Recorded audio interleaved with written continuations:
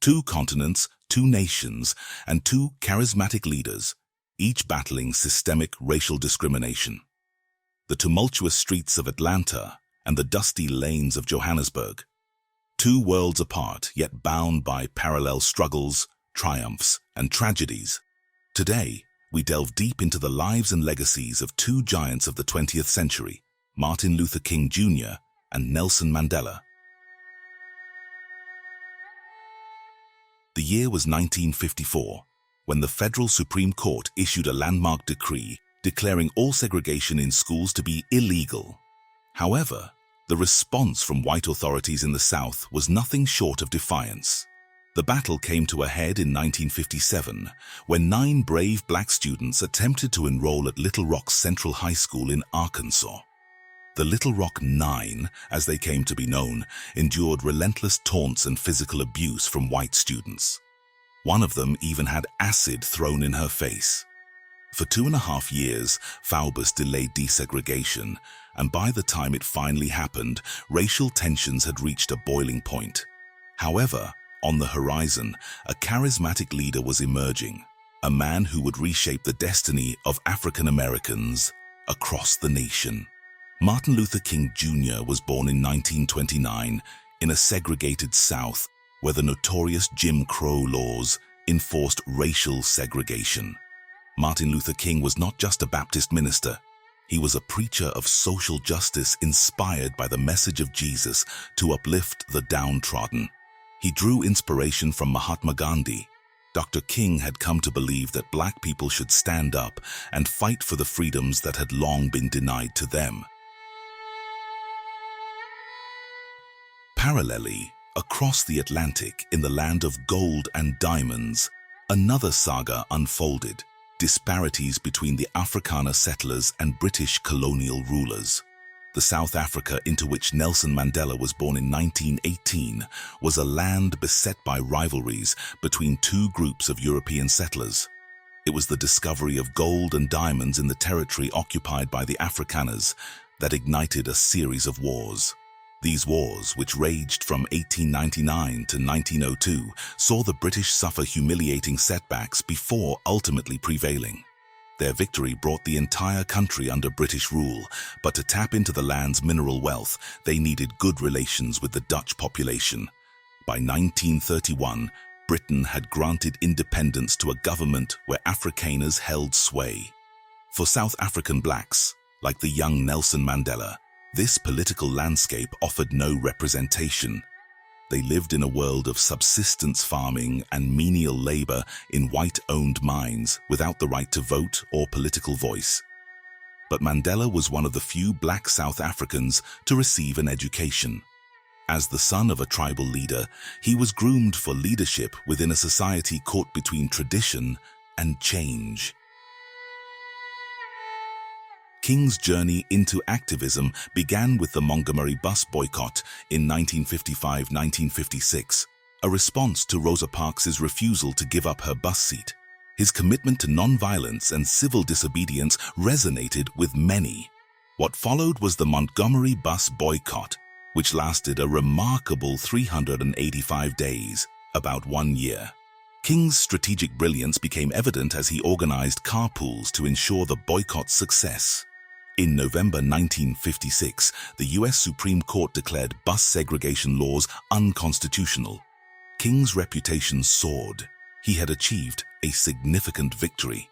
As news of the repression and organized campaigns by African Americans in Montgomery spread across the nation, the country began to realize that racial injustice was not just a regional issue, but a national one. Nonetheless, King's leadership and vision continued to resonate with many. In 1963, facing a Congress that was slow to pass civil rights legislation, King and other leaders organized the historic March on Washington. This march, attended by 250,000 people, aimed to sway public opinion behind the Civil Rights Bill. It was a momentous event that brought together people from all walks of life.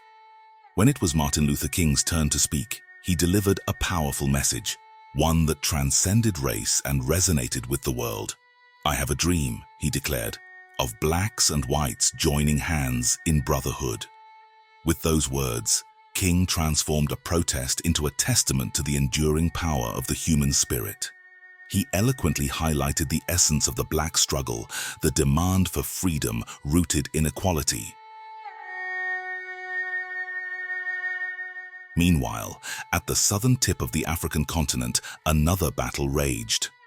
Mandela, the lion-hearted warrior, stepped onto the battlefield with eyes gleaming with the vision of a free, unified South Africa. Abandoning his legal practice and forsaking all chance of a family life with his young wife and their 2 children, he decided to commit himself wholeheartedly. Mandela's path was marked by his affiliation with the African National Congress, ANC, in 1944, alongside luminaries like Walter Sisulu and Oliver Tambo, envisioning a mass movement against the chains of apartheid. In 1948, the Afrikaner nationalists seized power and brought forth apartheid, a doctrine of complete territorial segregation between black and white. Their determination was clear. White supremacy must endure for all time. The black population was slowly suffocated by a web of oppressive government regulations. Their lives were micromanaged, their dreams crushed.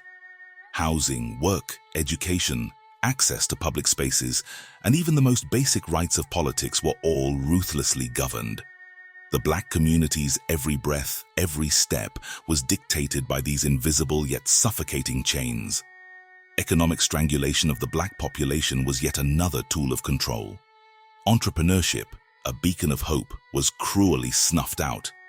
Black business owners faced insurmountable barriers, limited to owning a single business, restricted to selling mere essentials. Undaunted by the threat of government repression, the ANC helped organize a defiance campaign in protest against the growing encroachment of apartheid laws. They campaigned against white repression through civil disobedience and non-cooperation, demanding not only better treatment, but complete citizenship, land redistribution, trade union rights, and free education for all. But the struggle was met with brutal repression. The Sharperville Massacre in 1961, where 69 people were killed, shocked the world and led to the imprisonment of Mandela and other activists. For Mandela, this marked the beginning of life imprisonment on Robben Island. Life consisted of confinement in a damp concrete cell, hard labor, and only 1 letter and 1 family visit every 6 months. Yet Mandela and others persisted in their fight for freedom. As Mandela and other anti-apartheid leaders languished in prison, the world's perception of apartheid began to shift. International outrage and protests grew, and neighboring countries gained independence from colonial rule. The apartheid regime faced internal and external pressures. After months of tireless effort, Johnson successfully pushed through the 1964 Civil Rights Act, outlawing racial discrimination and inequality. Yet the struggle persisted as some southern states continued to defy federal law. It was in Selma, Alabama, in early 1965, that the battle for voting rights reached a climax. King and fellow activists faced brutal opposition from state troopers, who used violence to suppress their efforts. On March 7, 1965, around 600 protesters set out from Selma to Montgomery, seeking justice. They were met with tear gas, beatings, and whippings by white state troopers on what would become known as Bloody Sunday. The world watched in horror as the marchers were ruthlessly attacked, yet this brutality only galvanized the nation's resolve. President Johnson, moved by the televised violence, addressed Congress, demanding the immediate passage of the Voting Rights Act.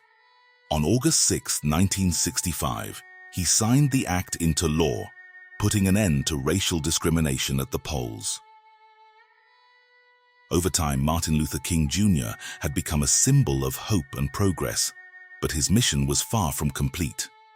He turned his attention to economic inequality and the struggle for justice for all. Tragically, on April 4, 1968, Martin Luther King Jr. was assassinated in Memphis, Tennessee. The nation was shaken to its core by the loss of this charismatic and visionary leader.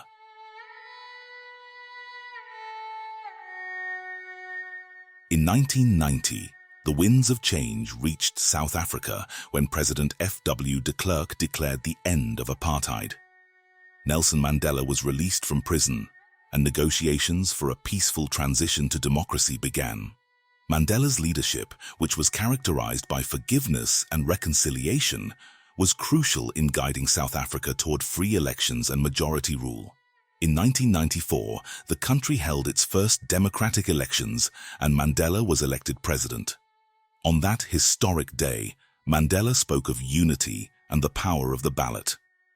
South Africans, black and white, queued for hours to vote, marking a new era of hope and democracy. During his presidency, Mandela emphasized the importance of peace, civility, and education as South Africa emerged from the shadows of apartheid. When Nelson Mandela passed away in 2013, he left behind a legacy of courage, resilience, and the triumph of the human spirit. His life story serves as an enduring testament to the power of perseverance and the pursuit of justice. As we reflect on the lives of Nelson Mandela and Martin Luther King Jr., we find parallel struggles in different contexts. Sacrifice was a theme consistent in their lives. King's commitment cost him his life. Mandela, though he lived to see an old age, sacrificed his freedom for nearly 3 decades. Their commitment to non-violence, civil rights, and social justice transcended borders, inspiring generations. The power of perseverance and the pursuit of justice changed the course of history in South Africa and the United States, leaving indelible marks on the fight for equality. Their stories continue to remind us that, no matter where we are, the human spirit's quest for justice knows no boundaries. 2 continents, 2 leaders, and 1 shared dream of equality and justice. Join us next time for another exploration into the pages of our shared history.